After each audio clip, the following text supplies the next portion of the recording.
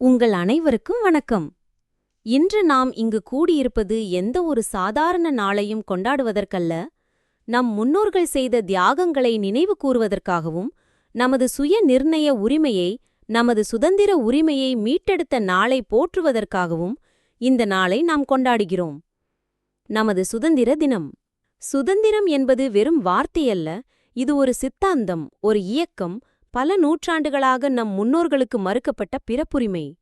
அவர்கள் காலனித்துவ சக்திகளுக்கு எதிராகவும், அடக்குமுறை ஆட்சிகளுக்கு எதிராகவும், அவர்களின் சொந்த அச்சங்களுக்கு எதிராகவும் இந்த நாளை நமக்கு பரிசளிக்க போராடினார்.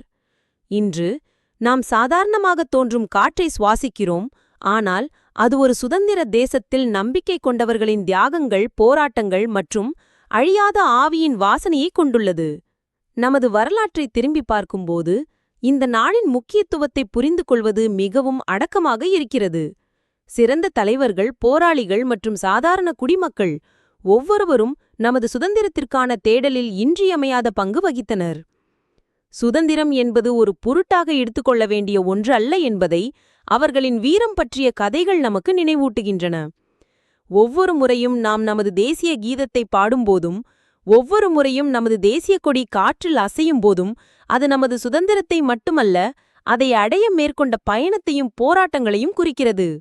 இருந்தபோதிலும் சுதந்திரம் என்பது கடந்த காலத்தை நினைவு கூறுவது மட்டுமல்ல, இது நமது எதிர்காலத்தை வடிவமைப்பது பற்றியது.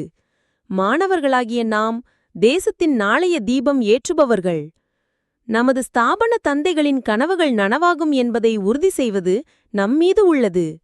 இறையாண்மையின் அடிப்படையில் மட்டுமல்ல, சிந்தனை, வெளிப்பாடு மற்றும் வாய்ப்புகள் ஆகியவற்றின் அடிப்படையில் சுதந்திரமான ஒரு தேசத்தின் கனவு. சுதந்திரம் மற்றும் சுதந்திரத்தின் மதிப்பை புரிந்து கொள்ள எங்கள் பள்ளி எப்பொழுதும் எங்களை வளர்த்து வருகிறது.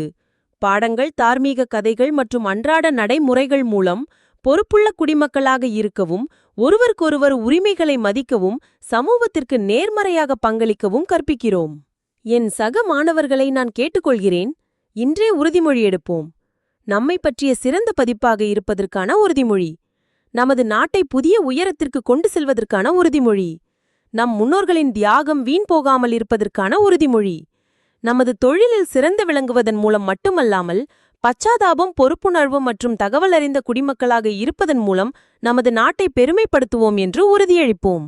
நிறைவாக, நமது அன்புக்குரிய மறைந்த குடியரசுத் தலைவர் டாக்டர் ஏபிஜே அப்துல் கலாம் கூறியது போல, ஒரு நாடு அழுக்கற்றதாகவும் அழகான மனங்கள் கொண்ட நாடாகவும் மாற வேண்டுமானால் 3 முக்கிய சமூக உறுப்பினர்கள் மாற்றத்தை ஏற்படுத்த முடியும் என்று நான் உறுதியாக உணர்கிறேன்.